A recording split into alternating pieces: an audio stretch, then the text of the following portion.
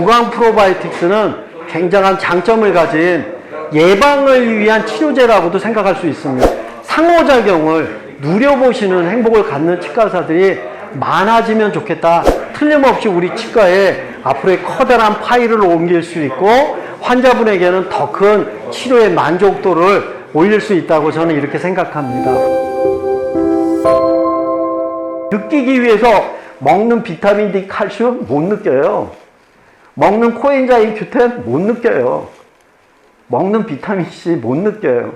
근데 프리바이오틱스는 느껴요.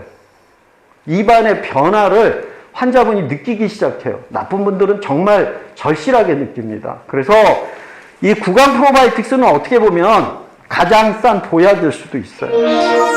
일반적인 수술 전에 일반적인 치료하고 프로바이오틱스를 먹은 다음에 수술의 필요성이 감소되어졌다.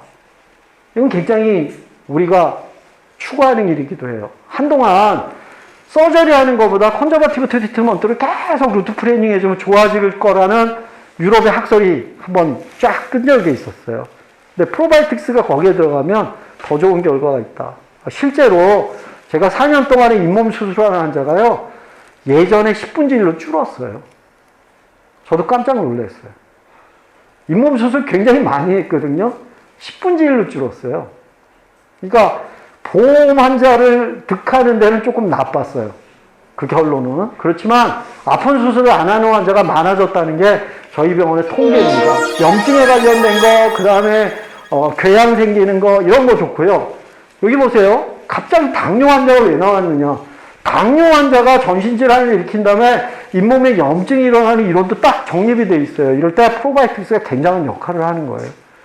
당뇨 환자가 심할 때 가서 조절하고 오세요가 아니라 우리가 조절할 수 있는 건강기능은 뭐가 있을까 생각하는 거죠. 그래서 미생물 대체 치료는 아까 얘기했던 그 질환 환자한테만 있는 게 아니라 경제적으로 허락되는 모든 환자가 먹으면 더 좋다는 거죠. 치과 의사는 당연히 장까지 생각하는 치료를 이제는 하는 시대로 접목됐다. 왜? 내가 프로바이오틱스를 구강 내에 잘 써서 피가 안 터지고 밑으로 내려가는 균주를 줄이게 유익균이 많아지게 한다면 바로 내가 환자의 정신질환을 막을 수 있고 알츠하이머를 막을 수 있고 소화기 기관의 암 발생이나 그리고 심근경색 막을 수 있다는 겁니다. 그렇다면 이 얘기를 듣고 선생님을 신뢰했던 환자가 이 약을 안 먹을 이유가 있나요? 근데 제가 아는 분이 한 분 온 거예요, 병원에. 근데 정말 입안이 나빠요. 그래서 그거 한번 써보자. 그리고 그걸 드렸어요. 근데 만일에 그분이 연대가 나빠서 그거 별로예요 그랬으면 아마 제가 지금처럼 이렇게 많이 쓰는 사람이 안 됐을 거예요. 제가 그냥 솔직하게 말씀드려서 첫 달, 둘째 달, 셋째 달, 넷째 달, 다섯째 달 1년 동안 800만 원어치 사서 쓰댔어요. 근데 어떻게 해서 쓰게 됐느냐를 말씀드리는 거예요. 환자가 가져가서 이제 좀 이따 설명을 드리겠지만 왜 설명을 해야 되는지가 이제 나오게 되는데 그 설명을 듣고 환자가 이해가 된 사람은 이 회사에서 저희 병원을 붙여준 이름이 있어요. 리빙헬 치과병원 프로락산 자판기. 사간 사람이 또 사가는 거예요. 근데 사간 사람으로 끝나는 게 아니라 환자가 저한테 물어요. 선생님, 저희 딸이 6살인데 먹어도 되나요? 저는 그 아이를 본 적이 없잖아요. 네, 먹어도 돼요. 충치 예방에도 좋고 결과가 있어요. 선생님, 저희 아버님이 80이신데 요양병원에 계세요. 우리 아버님도 사다 드려도 되나요? 네, 사다 드려도 돼요. 그러니까 한 달치가 이 프로락산이 저희 병원 수가는 39,000원입니다. 근데 39,000원짜리를 더블로 사 갖고 가요. 제가 임플란트 환자를 4개월마다 보거든요. 그러면 16만 원어치 사가야 돼요. 이게 저희 병원의 프로토콜이 됐어요. 사실은 우연치 않게 됐는데 그 다음에 공부를 하면서 이게 이렇구나. 그래서 비타민 D를 시작한 다음에 프로바이오틱스 프로락산을 시작한 다음에 이게 다른 길이구나. 이게 약 장사가 아니고 환자가 행복해하는 일이구나. 그래서 치료의 개념이 바뀌었어요. 프로락산은 언제 먹을까요?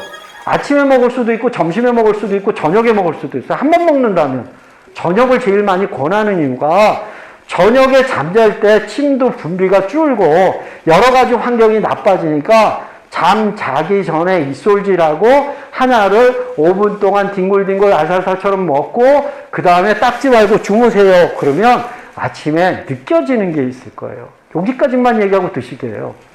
그리고 그 다음에 오셨어요. 드셨죠? 느껴지셨어요? 그러면 아침에 일어나면 산뜻한 것 같아요. 구취가 없어졌어요 하는 분이 80% 이상입니다. 그리고 입안을 보면서 이제 얘기를 해요. 엔커리지 시켜줘야 돼요. 거짓말 하는 게 아니에요.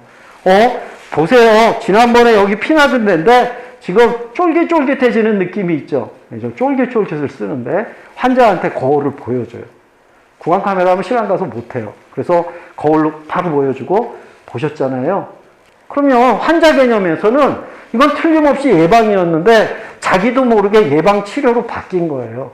또 환자가 필요성을 꼭 가지고 있게 되니까 제가 없어도 떨어지면 와서 접수해 말하고 가져가는 거예요. 그래서 우편으로 붙여주면 안 돼요. 그거는 안 돼요. 저희가 인원이 그렇게 많지 않아요. 이렇게 정중히 거절을 합니다. 그래서 진짜로 많이들 가져가시는 결론은 좋기 때문에.